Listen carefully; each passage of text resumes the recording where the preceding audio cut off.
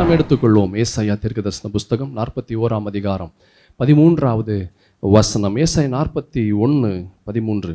உன் தேவனாய் இருக்கிற கர்த்தராகிய நான் உன் வலது கையை பிடித்து பயப்படாதே, நான் உனக்கு துணை நிற்கிறேன் என்று சொல்லுகிறேன். ரொம்ப அழகான ஒரு வசனம். அல்லேலூயா. ஆண்டவராகிய கர்த்தர் நம்மை பார்த்து சொல்றார், பயப்படாத, பயப்படாத. பலவிதமான பயங்கள் ஒரு மனிதனுடைய வாழ்க்கையில், பலவிதமான பயங்கள் வழியாக அவன் கடந்து வருகிறான். ஏதோ ஒரு விதத்தில் ஒரு பயம் அவனை கஷ்டப்படுத்துது. ஒன்றும் பணத்தில் பயம் கடந்து வருகிறது, இல்லை சரீரத்தில் ஏதோ ஒரு வியாதி வந்துருச்சுன்னா அது ஒரு பயம், இல்லை சரீரத்தில் வியாதியும் இல்லை பணமும் இல்லை, வேறு ஏதோ ஒரு டிஸ்டர்பன்ஸ், வேறு ஏதோ ஒரு டிஸ்டர்பன்ஸ், ஒரு பயம் ஒரு மனிதனை பயமுறுத்தி கொண்டு இருக்கிறது. ஆண்டவராகிய கர்த்தர் சொல்கிறார், பயப்படாதே. அல்லேலூயா. பயப்படாத. எப்படிப்பட்ட நிலையாய் உன்னுடைய நிலை இருந்தாலும் எல்லா நிலைக்குள்ளாகவும் நான் உள்ளே கடந்து வருவேன். அல்லேலூயா. அது எவ்வளவு முடியாததாக இருந்தாலும், எவ்வளவு கூடாததாக இருந்தாலும், எவ்வளவு அது கஷ்டமாக இருந்தாலும் நான் அதற்குள்ளாக நான் கடந்து வந்து உன்னை நான் வழி நடத்துவேன் என்று ஆண்டவராகிய கர்த்தர் சொல்லுகிறார். அல்லேலூயா. கர்த்தர் நம்முடைய கையை பிடித்தா என்னங்க ஆகும்? எல்லாம் ஆகும். எதெல்லாம் ஆகாமல் இருக்கிறதோ அது எல்லாமே ஆகும். ஆண்டவர் நம்முடைய கரத்தை பிடித்தா. ஆனால் நம்ம சொல்கிறோம், ஐயா எனக்கு எதுவுமே நடக்க மாட்டேங்குதுங்க, எனக்கு எதுவுமே நடக்க மாட்டேங்குது. உங்கள் கையை பாருங்கள், உங்கள் கையை ஆண்டவர் பிடித்திருக்கிறாரா என்று பாருங்கள். அல்லேலூயா. கர்த்தர் பிடிக்கல அப்படின்னா எதுவுமே ஆகாது. ஆனால் கர்த்தர் பிடித்தா எல்லாமே ஆகும். ஐ மீன், கர்த்தர் பிடிக்காதபடி நம்முடைய கை என்ன பண்ணிகிட்டு இருக்குது? நம்ம கை வேறு ஏதோ ஒரு காரியத்தை அது பிடித்து கொண்டு இருக்கிறது. எதை பிடித்து கொண்டு இருக்கிறது? நம்பர் 1, ஒரு கிறிஸ்தவனுடைய கரம் கர்த்தரை பிடிக்காதபடி எதை அவன் பிடித்து கொண்டு இருக்கிறான்? நம்பர் 1, முதலாவது, கர்த்தர் எதை பிடிக்காதே என்று சொல்லுகிறாரோ அதை அவன் பிடித்து கொண்டு இருக்கிறான். அதனால் ஆண்டவரால் பிடிக்க முடியல. அதனால் என்ன செய்ய முடியல? ஆண்டவரால் பிடிக்க முடியல. 2வது, ஒரு கிறிஸ்தவன் அவன் எதை பிடித்து கொண்டு இருக்கிறான்? ஆண்டவரை பிடிக்காதபடி அவன் எதை பிடித்து கொண்டிருக்கிறான்? 2வது, தவறான நம்பிக்கையை அவன் பிடித்து கொண்டிருக்கிறான். நியாயாதிபதிகளின் புஸ்தகம் 15ஆம் அதிகாரத்தில் நம்ம ஒரு காரியத்தை பார்த்தோம். சிம்சோன் என்ன செய்கிறான்? அவன் ஒரு பச்சை தாடை எலும்பை அவன் பிடித்து கொண்டிருக்கிறான். நாம் வாசிப்போம். 15ஆம் அதிகாரத்தில் 16ஆம் வசனத்திலிருந்து வாசிப்போம். அப்பொழுது சிம்சோன் கழுதையின் தாடை எலும்பினால் குவியல் குவியலாக பட்டு கிடக்கிறார்கள். கழுதையின் தாடை எலும்பினால் 1000 பேரை நான் கொன்றேன் என்றான். எதில் கொன்ன? கழுதையின் தாடை எலும்பினால் நான் கொன்றேன். அவன் நம்பிக்கை எதில் இருந்தது? கழுதையின் தாடை எலும்பின் மீது இருந்தது. அல்லேலூயா. அவன் யோசிக்கிறான், இது நான் தொடக்கூடாததான், ஆனால் அவர் வழி இல்லை. சத்ரு வந்துட்டான், பிரச்சனை வந்துருச்சு, எனக்கு விரோதமான சூழ்நிலைகள் எழும்பிருச்சு, சுற்றி முற்றி பார்க்குறேன், என் கைக்கு எதுவும் மாட்டலை. என் கைக்கு இதுதான் எது மாட்டுச்சு? கழுதையின் பச்சை தாடை எலும்பு தான் மாட்டுச்சு. ஒரு வழி இல்லை. கர்த்தர் அதெல்லாம் ஒன்றும் பெருசாக நினச்சிக்க மாட்டார். ஏன்னா எனக்கு ஆபத்து வந்துருச்சு, எனக்கு என்ன ஆயிடுச்சு? எனக்கு ஆபத்து வந்துருச்சு, எனக்கு கஷ்டம் வந்துருச்சு, எனக்கு வேதனை வந்துருச்சு. அதனால் கர்த்தர் பெருசாக நினச்சிக்க மாட்டார். கர்த்தர் பெருசாக நினைக்க மாட்டார். தேவ ஆவி எனக்குள்ளே தான் இருக்குது. தேவ ஆவி எனக்குள்ளாக இருக்கிறதுனால தான் நான் அற்புதங்களையும் அடையாளங்களையும் எல்லாம் நான் செய்கிறேன். அவனுக்குள்ளாக ஒரு தவறான நம்பிக்கை. அல்லேலூயா. இந்த தவறான நம்பிக்கை வருவதற்கு மிக முக்கியமான ஒரு காரணம் என்ன தெரியுமா? இதற்கு முன்பதாக இதே போல் ஒரு விஷயம் நடந்தது. இதுக்கு முன்பதாக இதே போல ஒரு விஷயம். என்ன விஷயம்னா, கழுதையின் தாடை எலும்பு அல்ல, ஒரு செத்த ஒரு சிங்கத்தை அவன் தொடுகிறான். அதற்குள்ளாக ஒரு விஷயத்தை எடுத்து அவன் சாப்பிடுகிறான். என்னது அது? தேனை எடுத்து அவன் சாப்பிடுறான். அதை முன்னாடி நம்ம பார்த்தோம். நசரேயன் என்ன செய்யக்கூடாது? செத்த பிரேதத்தை, சரீரத்தை தொடக்கூடாது. ஆனால் அவன் என்ன செய்கிறான்? அந்த அவன் தான் அந்த சிங்கத்தை கொன்னான். அந்த சிங்கத்திற்கு உள்ளாக ஒரு தேன் கூண்டு இருந்தது. அதை போய் எடுத்து அவன் சாப்பிடுகிறான். அவனுக்குள்ளாக ஒரு எண்ணம், ஆண்டவர் தான் எதுவுமே செய்யலையே, ஆண்டவர் தான் எதுவுமே செய்யலையே, அதனால் இது ஒன்றும் தப்பு இல்லை. அல்லேலூயா. அதனால் என்ன இல்லை? அதனால் இது தப்பு இல்லை. நான் தான் நிறைய ஜெபிக்கிறேனே, நான் தான் நிறையா பைபிள் வாசிக்கிறேனே, நான் தான் சபையில் நடக்கிற எல்லா கூட்டங்களுக்குள்ளாக நான் கடந்து வருகிறேன், காணிக்கை கொடுக்குறேன், தசமபாகம் கொடுக்குறேன். I can do anything, nothing will harm me. எந்த தீங்கும் என்னிடத்துல கடந்து வராது. ஏன்? நான் இந்த காரியங்களெல்லாம் நான் செய்கிறேன். தேவ ஆவியானவர் என்னோடு இருக்கிறார், பரிசுத்த தேவன் என்னோடு இருக்கிறார். அதனால் எனக்கு என்ன ஆகாது? இதெல்லாம் நடக்காது. அப்படி நடக்கணும்னா முன்னாடியே நடந்திருக்கணும். முன்னாடி என்ன இருக்கணும்? நடந்திருக்கணும். இப்போ அது அப்படியெல்லாம் ஆகாது. கர்த்தருக்கு எல்லாம் தெரியும். என்னுடைய கஷ்டம் தெரியும், என்னுடைய வேதனை தெரியும், என்னுடைய பாடுகள் தெரியும். அதனால் ஆண்டவர் இதெல்லாம் பெருசாக கண்டுக்க மாட்டார். தவறான நம்பிக்கை. அல்லேலூயா. தவறானதை செய்துவிட்டு ஆண்டவரை நம்பி இருந்தால் நன்மை நமக்கு வராது, நமக்கு தீமை தான் கடந்து வரும். இதுதான் லோத்தினுடைய வாழ்க்கையில் நம்ம பார்த்தோம். கடந்த வாரத்தில் ஒரு விஷயத்தை பார்த்தோம். என்ன பார்த்தோம்? ஆதியாகமத்தின் புஸ்தகம் 19ஆம் அதிகாரத்தில் 16ஆம் வசனத்திலிருந்து வாசிப்போம். லோத்து தாமதித்து கொண்டு இருக்கும் போது கர்த்தர் அவன் மேல் வைத்த இரக்கத்தினாலே அந்த புருஷர் அவன் கையையும் அவன் மனைவியின் கையையும் அவன் 2 குமாரத்திகளின் கையையும் பிடித்து அவனை பட்டணத்திற்கு வெளியே கொண்டு போய் விட்டார்கள். கையை பிடிச்சோன்னா அவனுக்கு ஒரு நம்பிக்கை, ஆண்டவர் நம்ம கூட இருக்கிறாருங்க, கர்த்தரே நம்ம கூட இருக்கிறார், தேவ தூதர்கள் நம்மோடு இருக்கிறாங்க, நமக்கு எந்த ஒரு தீங்கும் வராது, நம்ம என்ன வேணாலும் செய்யலாம், எது வேணாலும் பண்ணலாம் அப்படின்ற ஒரு எண்ணம். அல்லேலூயா. அதுக்கு பிற்பாடு என்ன நடக்குது பாருங்க. அவர்களை வெளியே கொண்டு போய் விட்ட பின்பு அவர், உன் ஜீவன் தப்ப ஓடிப்போ, பின்னிட்டு பாராதே, இந்த சமபூமியில் எங்கும் நில்லாதே, நீ அழியாதபடிக்கு மலைக்கு ஓடிப்போ என்றார். அதற்கு லோத்து அவன் சொல்றான், அப்படி அல்ல ஆண்டவரே. இங்கே தான் ஆரம்பமே வருது. அவன் சொல்றான், ஐயா அப்படி அல்ல, இப்படி சொல்லாதீங்க. ஆண்டவர் சொல்றார் ஒரு விஷயத்தை, இந்த இடத்துல நீ போப்பா, இந்த இடத்துல நீ போனீங்கன்னா நீ தப்பிச்சுக்கலாம், இந்த இடத்துல உன் வாழ்க்கை நல்லா இருக்கும், உன்னுடைய எதிர்காலம் நல்லா இருக்கும், இந்த காரியத்தை நீ செய்யே. யாருங்க சொல்றாரு? ஆண்டவர் சொல்றார் நம்ம இடத்துல, எப்போ இந்த காரியத்தை செய்யி, இந்த இடத்துல நீ இடம் வாங்கு, இந்த ப்ரொபோசல், இந்த வரனை உன்னுடைய பிள்ளைகளுக்கு நீ பாரு, இந்த இடத்துல நீ வேலை செய்யி, இந்த இடத்துல இந்த காரியத்தை நீ செய்யி. ஐயோ ஆண்டவர், இது வேண்டாம்ப்பா, இந்த வரனில் எங்களுக்கு பெருசாக வரதட்சணையாக வரலை, எங்களுக்கு என்ன வரல, வரதட்சணையாக வரல, எங்களுக்கு பெருசாக எங்களுக்கு பணம் வராது, நகை வெறும் 10 சவரன் தான் போடுறேன்னு சொல்லியிருக்கிறாங்க. ஆனால் வேற ஒருத்தவங்க சொல்லியிருக்கிறாங்க, அவங்க கிறிஸ்தவர்கள் அல்ல, ஆனால் 50 சவரன் போடுறேன்னு சொல்கிறாங்க. ஏசப்பா, என்னப்பா என் குடும்ப கஷ்டம் உங்களுக்கு தெரியலப்பா, என் கடன் உங்களுக்கு தெரியலப்பா, இந்த மாதிரி நேரத்தில் இப்படி சொல்கிறீங்களே, கொஞ்சம் பாருங்க, கொஞ்சம் கன்சிடர் பண்ணுங்க. இது வேண்டாம், எதுங்க வேண்டாம், 10 சவரன் வேண்டாம், ஆவிக்குரிய பொண்ணு எனக்கு வேண்டாம். அது என்ன இருக்குல்ல, அது ஆவி இல்லை, பரவாயில்ல, ஆவி இல்லைனாலும் பரவாயில்ல. என்ன இருக்குது? 50 சவரன் இருக்குது. என்ன இருக்குது?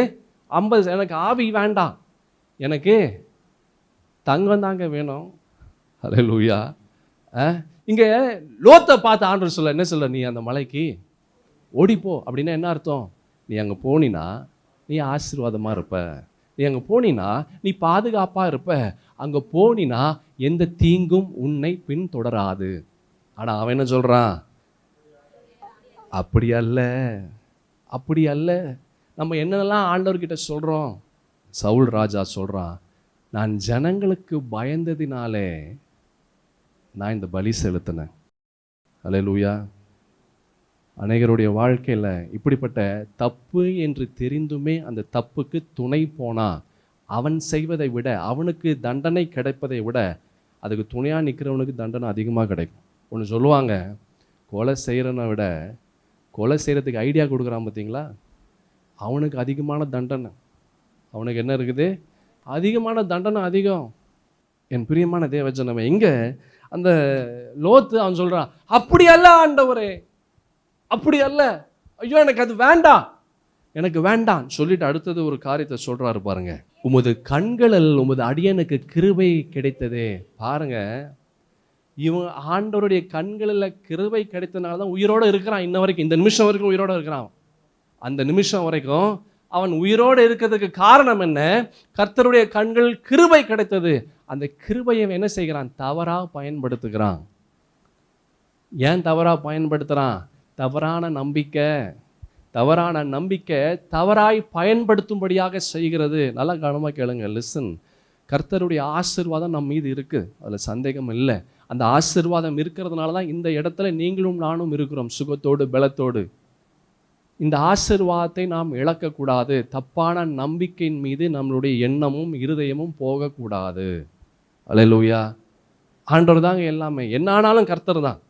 என்ன ஆனாலும் கர்த்தர் தான். கர்த்தரை அன்றி, பரிசுத்த தேவனுடைய வார்த்தையை அன்றி வேற எந்த காரியத்தையும் செய்யக்கூடாது. வேற எந்த காரியத்தையும் செய்தோமானால் இருக்கிற ஆசீர்வாதத்தை இழக்கக்கூடிய நிலை வரும். சிம்சன் யோசிக்கிறான், நான் இதுக்கு முன்னாடி இதே மாதிரி தாங்க பண்ணேன், அப்போல்லாம் எனக்கு ஒரு பிரச்சனையும் வரல, அப்போல்லாம் எனக்கு என்ன ஆகலை, எனக்கு பிரச்சனை வரல. தேவ ஆவியானவர் எனக்குள்ளாக இருந்தார், தேவ ஆவி எனக்குள்ளாக இருந்தது, அவர் என்னை விட்டு போகலை, அதனால் இப்பயும் என்னை விட்டு போக மாட்டார், இப்பயும் என்னை விட்டு போக மாட்டார். தவறான நம்பிக்கை. there is a point.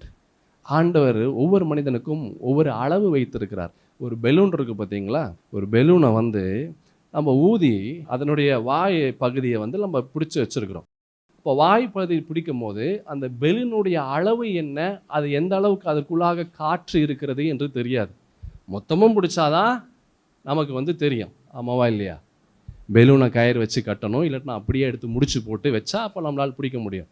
மற்றபடி வெறும் காற்றை மாத்திரம் ஊதி நம்ம இப்படி பிடித்து கொண்டு இருந்தால் அதனுடைய அளவு என்னன்றது நமக்கு தெரியாது, ஆமாவா இல்லையா?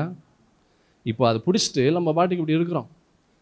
ஆனால் கொஞ்சம் கொஞ்சமாக அந்த பெலூனில் இருக்கிற காற்று என்ன ஆகுது, அது கொஞ்சம் கொஞ்சமாக கம்மியாகிட்டு இருக்கு. அந்த காற்று நாம் செய்கிற பாவத்தினால, நாம் செய்கிற தவறான நம்பிக்கையினாலே இது என்ன ஆகுது, இது நான் பாட்டுக்கு எல்லா காரியத்தையும் நான் செஞ்சுட்டே இருக்கிறேன், ஆனால் இதை பிடிச்சிட்டு இருக்கிறேன், இந்த பெலூனை பிடிச்சிட்டு இருக்கிறேன், பிடிச்சிட்டு தான் இருக்கேன், இப்போ கூட பிடிச்சிட்டு தான் இருக்கிறேன், பிடிச்சிட்டு தான் இருக்கேன். நான் இதை விடவே இல்லை, என்ன செய்யலை, இது விடவே இல்லை. எனக்குள்ளாக என்ன நம்பிக்கை இருக்கு,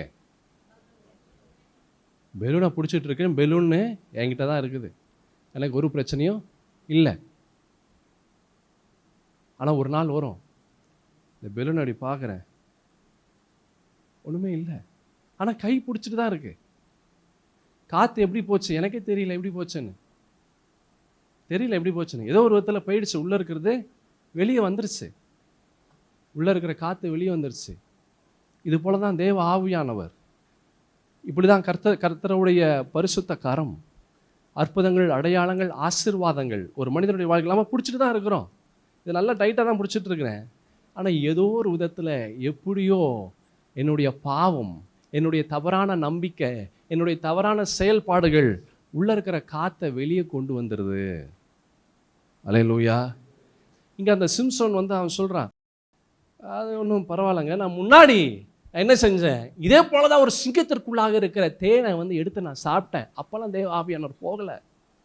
இப்போ என்ன இருக்குது, இப்போ அங்கே ஒரு பச்சை தாடை எலும்பு இருக்குது, பார்த்தா எல்லாம் சத்துருக்கள் ஓடி வரான் என்னை கொல்றதுக்கு, நான் என்ன செய்வேன், ஒன்றுமே இல்லையே, ஏதோ ஒன்று வேணும் எனக்கு, இதுதான் ஆண்டவர் எனக்கு கொடுத்துருக்கிறாரு, இப்படிப்பட்ட ஒரு காரியத்தை தான் ஆண்டவர் எனக்கு வச்சிருக்கிறாரு. அதனால என்ன செஞ்சேன், நான் எடுத்து நான் அடிச்சிட்டேன். அது ஆண்டவருடைய தப்பு.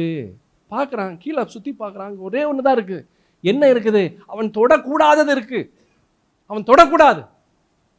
அதான் பைபிளில் ரொம்ப அழகான ஒரு வார்த்தை இருக்குது, என்ன தெரியுமா இருக்குது, பச்சை தாடை எலும்பு. பச்சை தாடை எலும்புனா இன்னும் அதில் என்ன இருக்குது, அந்த ஈரப்பதம் இருக்குது, இன்னும் லைட்டாக சதை ஒட்டிகிட்டு இருக்குது, இன்னும் அதில் அந்த ஜவ்வு இருக்குது, அது தொட்டிங்கன்னா இன்னும் வலுவழுப்பு இருக்குது, அதில் இன்னும் இருக்குது அதுக்கு. அதான் பைபிளில் ரொம்ப அழகாக இருக்குது, பச்சை தாடை எலும்பு. இட் வாஸ் ரா போன், அது இருக்குது, அதில் இருக்குது இன்னும் ஸ்டில். அவன் பார்க்குறான், சுற்றி முத்தி பாரு, அதுதான் இருக்குது. ஆண்டவருக்கு தெரியும்ல என்னுடைய கஷ்டம், அநேகர் சொல்லுகிறது, ஆண்டவருக்கு தெரியலைங்க என் கஷ்டம், ஆண்டவருக்கு தெரியுங்களே என்னுடைய கடன் பிரச்சனை, நான் என்னங்க பண்ணேன், எல்லாரும் சொன்னாங்க நான் செஞ்சேன், அப்புறம் ஏங்க கர்த்தர் எனக்கு இந்த கஷ்டத்தை கொடுக்கணும்.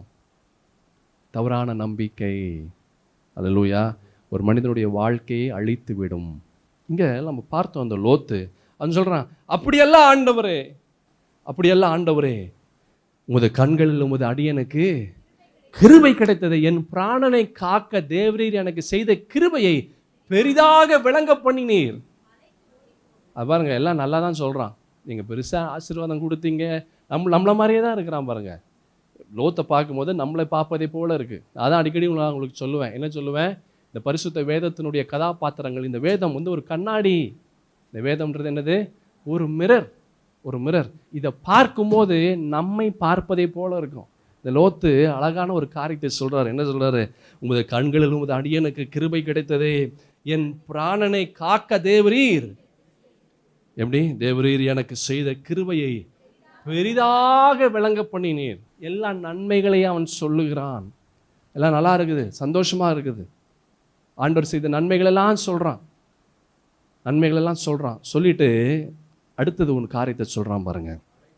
மலைக்கு ஓடி போக என்னால் முடியாது, தீங்கு என்னை தொடரும், நான் மரித்து போவேன். இவன் மரிச்சு போயிடுவான்னு நினைச்சா ஆண்டவர் அந்த மலைக்கு போன்னு சொன்னாரு? அவன் மரித்து போகணும் அப்படின்னா அந்த சோதோமிலே விட்டுருக்கலாமே. இதுதான் நம்ம யோசிக்க வேண்டிய விஷயம். சில நேரத்தில் ஆண்டவர் சில காரியத்தை நம்மிடத்துல சொன்னா, அதை கேட்டா, அதை ஏற்றுக்கொண்டா அது நமக்கு ஆசீர்வாதமாக இருக்கும். ஆண்டவர் இது எப்படிப்பா நடக்கும், இது எப்படி, இது இது வேலைக்கு ஆகாதே, இது இந்த விஷயம், இந்த வரன் எப்படி செட் ஆகும், இது வெறும் 10 சவரன் 5 சவரன் தான், எனக்கு கஷ்டத்தில் இருக்கிறேன், நான் வேதனையில் இருக்கிறேன், நான் கடனில் இருக்கிறேன், நான் வியாதியில் இருக்கிறேன். இதெல்லாம் நம்ம சொல்லி தான் ஆண்டவருக்கு தெரியணுமா? நான் கேட்குறேன், இதெல்லாம் நம்ம சொன்னால் தான் ஆண்டவருக்கு தெரியுமா? நான் கேட்குறேன், இதெல்லாம் சொன்னதான் ஆண்டவருக்கு தெரியுமா? இல்லை. ஐயா ஞாயிற்றுக்கிழமை அந்த ஒரு நாள் நான் வேலைக்கு போனால் 500 ரூபாய் கிடைக்கும், எனக்கு அவ்வளவு கடன் இருக்குது, எனக்கு அவ்வளவு கடன் இருக்குது, அதனால தான் ஞாயிற்றுக்கிழமை ஆராதனைக்கு வரமாட்டேன்றேன். அநேகர் சொல்லுகிறது உண்டு. ஞாயிற்றுக்கிழமை எத்தனை கோடி ரூபாய் கொடுத்தாலும் நீங்கள் போனீங்கன்னா அது உங்களுக்கு ஆசீர்வாதமாகவே இருக்காது. ஞாயிற்றுக்கிழமைன்றது கர்த்தருக்கு கொடுக்க வேண்டிய ஒரு நாள். அல்லேலூயா. 6 நாட்கள் உலகத்திற்கு கொடுக்குறோம். 6 days, 6 நாட்கள் என்ன செய்கிறோம்? உலகத்திற்கு கொடுக்குறோம். அந்த ஒரு நாள் ஆண்டவருக்கு கொடுக்குறோம். அந்த ஒரு நாள் கூட உலகத்திற்கு, ஐயோ எனக்கு கடன் இருக்குங்க, நான் என்ன செய்வேன், ஆண்டவர் தானே எனக்கு, ஆண்டவர் நினச்சா எனக்கு கடன்லேருந்து எனக்கு விடுதலை ஆக்கலாம்ல, அவர் எனக்கு கொடுக்க மாட்டேன்றாரு, அதனால தான் நான் செய்கிறேன். அதுதான் இந்த லோத்து சொன்னான். என்ன சொன்னான்? ஐயா நான் மலைக்கு ஓடி போக முடியாது. என்ன செய்ய முடியாதாங்க? ஓடி போக முடியாது, ஓடி போக முடியாது. தீங்கு என்னை என்ன செய்யும்? தொடரும், நான் மரித்து போவேன், நான் மரித்து போவேன். ஆண்டவருக்கே இவன் கிளாஸ் எடுக்கிறான். அல்லேலூயா. ஆண்டவருக்கே இவன் சொல்லி கொடுக்குறாரு, முடியாது, எனக்கு செய்ய முடியாது. நம்ம எப்படி இருக்கிறோம் என் பிரியமான தேவஜனமே?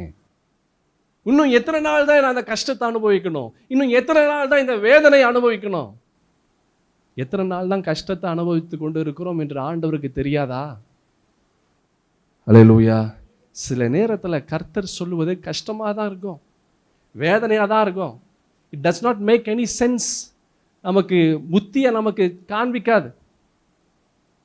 ஆனால் அதை யார் ஏற்றுக்கொண்டு செயல்படுகிறார்களோ அவர்களுக்கு அது ஆசீர்வாதம். அல்லேலூயா. தாவீது ஒரு அழகான ஒரு வசனத்தை சொல்லியிருப்பாரு. நான் கர்த்தருக்காக பொறுமையோடு நான் காத்திருந்தேன், அவர் என்னிடமாய் சாய்ந்து என் கூப்பிடுதலை கேட்டார். நான் பொறுமையோடு காத்திருந்தேன். அந்த பொறுமைக்கினுடைய அளவு அது ஆண்டவருக்கு தான் தெரியும். ஒவ்வொரு மனிதனுக்கும் ஒவ்வொரு அளவு இருக்குது. 10 வருஷம், 20 வருஷம், சில பேர் 100 வருஷம் கூட காத்திருந்தாங்க. நோவா 100க்கு மேலே 120+ years அவன் காத்து கொண்டு இருந்தான். அல்லேலூயா. 25 வருஷம் ஆபிரகாம், 25 years. இது மாதிரி ஒவ்வொருத்தரும் பல ஆண்டுகள் அவர்கள் காத்து கொண்டு இருந்தாங்க. என் சகோதரா சகோதரி, when God does something, it is always for your blessing. அல்லேலூயா. சில நேரத்தில் கர்த்தர் செய்கிற விஷயம் அது நமக்கு ஆசீர்வாதத்தை எடுப்பதை போல இருக்கும், ஆனால் அதுதான் ஆசீர்வாதத்தை கொடுக்கும். அது சொல்கிறேன், இந்த மலைக்கு என்னால் ஓடி போக முடியாது, தீங்கு என்ன செய்யும்? என்னை தொடரும், தீங்கு என்னை தொடரும், நான் மரித்து போவேன். பாருங்கள் எந்த அளவுக்கு மைண்டு வேலை செய்யல பாருங்கள். இவன் செத்து போகணும்னு நினச்சிருந்தா அவன் அங்கேயே விட்டுருக்கலாம், சோதோம்லையே. ஆனால் அங்கேருந்து கையை பிடித்து கொண்டு ஆண்டவர் வராரு, அது கூட ஒரு யோசனை வர மாட்டேங்குது. நாம் தான் அந்த லோத்து. அல்லேலூயா. நாம் தான் யாரு? அந்த லோத்து. நமக்கு அந்த யோசனை வர மாட்டேங்குது. என்னங்க இவ்வளோ கஷ்டமாக இருக்குங்க, என்னுடைய சூழ்நிலையை மாறலை, இத்தனை காரியம், எனக்கு இந்த மாதம் எனக்கு பணம் வரல, எனக்கு வருமானம் வர வேண்டியது வரல, எனக்கு பணம் தர வேண்டியது தரல, ஆண்டவர் எங்களை ரொம்ப கஷ்டப்படுறார், சோதிக்கிறார். ஆண்டவர் சோதிக்கிறார். கர்த்தர் சோதிக்கிற தேவன் அல்ல, அவர் ஒருவரையும் சோதிக்கிற தேவன் அல்ல. பரிசுத்த வேதத்தில் ஒரு அழகான ஒரு வசனம் இருக்கு. யாக்கோபு 1:13 வாசிங்களேன். ரொம்ப அழகான. சோதிக்கப்படுகிற எவனும் நான் தேவனால் சோதிக்கப்படுகிறேன் என்று சொல்லாதிருப்பானாக. தேவன் பொல்லாங்கினால் சோதிக்கப்படுகிறவர் அல்ல, ஒருவனையும் சோதிக்கிறவரும் அல்ல. அல்லேலூயா. ஆண்டவர் எங்களை சோதிக்கிறாருங்க. பணத்துல சோதிக்கிறாரு, வியாதியில சோதிக்கிறாரு, வறுமையில சோதிக்கிறாரு, குடும்ப கஷ்டத்துல சோதிக்கிறாரு. எதுவுமே ஆண்டவர் சோதிக்கல. எல்லாமே நம்மளுடைய முட்டாள்தனத்தினால, நம்மளுடைய பாவத்தினால, நம்முடைய மீறுதல்னால, நம்மளுடைய பேச்சு கேட்காததுனால, கர்த்தருடைய வார்த்தைக்கு செவி கொடுக்காததுனால பலவிதமான கஷ்டங்கள். இந்த லோத் சொல்ற, ஐயா நீங்க சொல்ற இடத்துக்கு போக முடியாது. என் சகோதரா சகோதரி, எத்தனை முறை இப்படிப்பட்ட காரியங்களை நாம் சொல்லுகிறோம் ஆண்டவருடைய காரியத்துல? நம்முடைய வாழ்க்கையில் எத்தனை முறை ஆண்டவர் இடத்துல இப்படிப்பட்ட காரியத்தை சொல்லுகிறோம்? அல்லேலூயா. அவன் சொல்றான், 20வது வசனத்தை சொல்றான் பாருங்களேன். அதோ அந்த ஊர் இருக்கிறது, நான் அதற்கு ஓடி போகத்தக்கதாய், அது கிட்ட இருக்கிறது, அது சின்னதுமாய் இருக்கிறது, என் பிராணன் பிழைக்க நான் அங்கே ஓடி போகட்டும். அது சின்ன ஊர் தானே. அது என்னது? அது சின்னது. நான் அங்கே போயிடுறேன். எனக்கு பாதுகாப்பாக இருக்கும். அது எனக்கு பாதுகாப்பாக இருக்கும். அது எனக்கு ஆசீர்வாதமாக இருக்கும். நல்லா கவனமாக கேளுங்க. இந்த சின்ன ஊர் ஆண்டவருடைய கண்ணுக்கு தெரியாதா? இந்த சின்ன ஊர் ஆண்டவருடைய கண்ணுக்கு தெரியாதா? தெரியும். He sees that. இன்னொன்று சொல்லட்டுமா? அந்த ஊரையும் ஆண்டவர் அழிக்க இருந்தார். அடுத்த வசனத்தை பாருங்க. அதற்கு அவர், நீ கேட்டுக்கொண்ட ஊரை நான் கவிழ்த்து போடாதபடிக்கு. போதும், நீ கேட்டுக்கொண்ட ஊரை நான் கவிழ்த்து அப்படின்னா அந்த ஊரை என்ன நினைச்சாரு? அழிக்க நினைச்சார். ஏங்க அழிக்க நினைச்சாரு? அது கர்த்தருடைய பார்வையில் செவ்வையாக இல்லை. கர்த்தருடைய பார்வையில் அது ஆசீர்வாதமாக இல்லை. அது நமக்கு பிரச்சனையை கொண்டு வரும், அது நமக்கு வேதனையை கொண்டு வரும், அது நமக்கு கஷ்டத்தை கொண்டு வரும். ஆனால் இவன் என்ன சொல்றான்? நான் அங்கே தான் போகணுன்றான். கர்த்தர் சொல்ல, நீ மலைக்கு போ. ஆனால் நம் பார்வைக்கு அந்த மலை எப்படி இருக்கிறது? கஷ்டமா இருக்கு. ஆனால் அந்த சின்ன ஊர் எப்படி இருக்குது? நம் பார்வைக்கு அழகா இருக்குது, ஆசீர்வாதமாக இருக்குது, சந்தோஷமாக இருக்குது, சமாதானமாக இருக்கிறது. ஆனால் கர்த்தர் சொல்லுகிற இடம் எப்படி இருக்குது? கஷ்டமாக இருக்குது. கர்த்தர் சொல்லுகிறது எல்லாமே கஷ்டமாக தான் இருக்கும். நல்லா கவனமாக கேளுங்க. கர்த்தர் சொல்லுகிறது எல்லாமே கஷ்டமாக தான் இருக்கும். ஆனால் அதனுடைய முடிவு பெருத்த ஆசீர்வாதமாக இருக்கும். அல்லேலூயா. நம்மளுடைய பார்வையில் இருக்கிறது எல்லாமே நல்லதாக இருக்கும். ஆனால் அதனுடைய முடிவு மரண வழிகளாக இருக்கும். ஆமென். யோசிச்சு பாருங்கள், நம்முடைய வாழ்க்கையில் எதெல்லாம் நம்ம பெஸ்ட், இதுதாங்க சூப்பர், இதுதாங்க நல்லது, இதுதாங்க எனக்கு ஆசீர்வாதம் என்று நினச்சதெல்லாம் இப்போ எப்படி இருக்குங்க? சாபமாக இருக்குது, கண்ணீராக இருக்குது, பயமாக இருக்குது, வேதனையாக இருக்குது. முக்காவாசி விஷயங்கள் 99% நம்மளுக்கு ஆரம்பத்தில் நல்லதாக தெரிஞ்சது இப்போ எப்படி தெரியுது? கெட்டதாக தெரியுது. ஆரம்பத்தில் கெட்டதாக தெரிஞ்சது இப்போ எப்படி இருக்குது? நல்லதாக தெரியுது. இதுதான் நடக்கும். கர்த்தரை சார்ந்திருந்தா ஆரம்பமும் முடிவும் ஆசீர்வாதமாக இருக்கும். கர்த்தரை விட்டுட்டா ஆரம்பமும் மோசமாக இருக்கும், முடிவும் மோசமாக இருக்கும். அல்லேலூயா. அந்த சின்ன ஊர் தானே, அது நல்லா இருக்குன்னு சொல்லி போன மாத்திரத்தில் அவனுடைய வாழ்க்கையை தலைகீழாக மாறிவிட்டது. அல்லேலூயா. அந்த வசனம் ரொம்ப அழகான ஒரு வசனமாக இருக்கிறது. அந்த ஊர் 20வது வசனம், அதோ அந்த ஊர் இருக்கிறது, நான் அதற்கு ஓடி போக்கத்தக்கதாய், அது கிட்ட இருக்கிறது, அது சின்னதுமாய் இருக்கிறது, என் பிராணன் பிழைக்க நான் அங்கே ஓடி போகட்டும். அது சின்ன ஊர் தானே என்றான். அதற்கு அவர், நீ கேட்டுக்கொண்ட ஊரை நான் கவிழ்த்து போடாதபடிக்கு இந்த விஷயத்திலையும் உனக்கு அனுக்கிரகம் பண்ண. நல்லா கவனமாக கேளுங்க. சில நேரத்தில் தப்பான விஷயத்தில் நம்ம ரொம்ப போராடி கேட்டால் ஆண்டவர் சரின்றுவார். அல்லேலூயா. அதனுடைய விளைவுகள் ரொம்ப மோசமாக இருக்கும். சில நேரத்தில் கர்த்தர் எனக்கு இது பண்ணுங்க, இது பண்ணுங்க, இது பண்ணுங்க, இது தாங்க தாங்க தாங்க ஆண்டவர் இடத்துல கேட்டா சில நேரத்தில் ஆண்டவர் கை வச்சுருவார். சரிப்பா, நீ கேட்ட எடுத்துக்கோப்போ. ஆனால் அதனுடைய விளைவுகள் மிக மோசமாக இருக்கும். அல்லேலூயா. நல்லா யோசித்து பாருங்கள். உங்களுடைய வாழ்க்கையில் போராடி வாங்கினது உங்களுக்கு ஆசீர்வாதமாக இருக்கான்னு பாருங்கள். போராடி வாங்கினது, கர்த்தர் சொன்னதை விட்டுட்டு நம்ம பிடித்து கொண்டு இருக்கிறத போராடி வாங்கி அது நமக்கு ஆசீர்வாதமாக இருக்கிறதா? நம்ம சொல்லுவோம், அது ஜெபம் பண்ணி சரி பண்ணிடலாங்க. எப்படி ஜெபம் பண்ணி சரி பண்ணலாம்? கர்த்தருடைய சுத்தமாக நீ அறிஞ்சு நீ பண்ணலை, உன் விருப்பத்தை நீ செஞ்சுட்டு நான் ஜெபம் பண்ணி சரி பண்ணிடலாம்னா எப்படி ஆகும்? நீ ஃபர்ஸ்ட் ஆஃப் ஆல் நீயே ஆண்டவருக்கு நீ பிரியமாக நடக்கலை, நீயே ஆண்டவருடைய சித்தத்தை நீ செய்யலை, நீ உன்னுடைய சித்தம் தான் வேணும்னு நினச்ச, உன்னுடைய விருப்பம் தான் வேணும்னு நினைச்ச. கர்த்தருடைய விருப்பம் நீ அதை நீ பார்க்கல. இந்த லோத்து அவன் ஆண்டவருடைய விருப்பத்திற்கு அவன் இணங்கல. கர்த்தர் சொன்ன நீ மலைக்கு ஓடிப்போ, அது அவனுக்கு வேண்டாம். அவனுக்கு என்ன வேணும்? இந்த சின்ன ஊர் தான் வேணும். அவனுக்கு உள்ள நம்பிக்கை என்ன தெரியுமா? ஆண்டவரே நம்ம கையை பிடிச்சிட்டு வந்தாருங்க, அவரே நம்மளுக்கு பெர்மிஷன் கொடுத்துட்டாருங்க, அதனால என்ன ஆயிடுச்சு அதெல்லாம் பார்த்துக்கலாம். சர்ச்சிலே நமக்கு என்ன பண்ணிட்டாங்க? கல்யாணம் பண்ணிட்டாங்க. நம்மளுக்கு சர்ச்சில் ஞானஸ்தானம் கொடுத்துட்டாங்க. அதனால எல்லாமே சரியாயிடும். எல்லாமே சரியாகாது. நல்லா கவனமாக கேளு. நீ வலுக்கட்டாயமாக நீ பண்ண, நீ போராடின, நீ போராடி பண்ண. அதுக்கு பிற்பாடு உன் போராட்டம் மறைஞ்சு போச்சு. ஆரம்பம் போராட்டமாக இருந்தது. ஆண்டவரே எனக்கு பண்ணுங்க பண்ணுங்க பண்ணுங்க, ஆண்டவர் பண்ணிட்டாரு. அதுக்கு பிற்பாடு அந்த போராட்டம் இருந்ததா? அந்த வைராக்கியம் இருந்ததா? யோசித்து பாரு சகோதரா சகோதரி, எந்த அளவுக்கு வைராக்கியம் இருந்தது. அதெல்லாம் செஞ்சிடலாங்க, அதெல்லாம் பண்ணிடலாங்கன்னு எல்லாம் சொன்னியே, என்னாச்சு? என்னாச்சு? எல்லாம் போச்சு, எல்லாம் போச்சு. ஹல்லேலூயா, ஆமென். நான் சொல்கிறேன், அதோ அந்த ஊர் இருக்கிறதே, அது நான் அதற்கு ஓடி போகத்தக்க அது கிட்ட இருக்கிறது. ஆண்டவரே எனக்கு அது கொடுங்கப்பா. அதற்கு ஆண்டவர் சொன்னி கேட்டுக்கொண்டு அந்த ஊரை நான் கவிழ்த்து போடாதபடிக்கு இந்த விஷயத்தில் உனக்கு என்ன செய்கிறேன்? அனுக்கிரகம் பண்ணேன். லிசன், நல்லா கவனமாக கேளுங்க. Always seek the will of God. கர்த்தருடைய சித்தமா என்று அறிந்து அந்த சித்தத்திற்கு ஒப்பு கொடுங்க. நம்முடைய விருப்பம் நம்மளை கீழே தள்ளிடும், 100% கீழே தள்ளிடும்.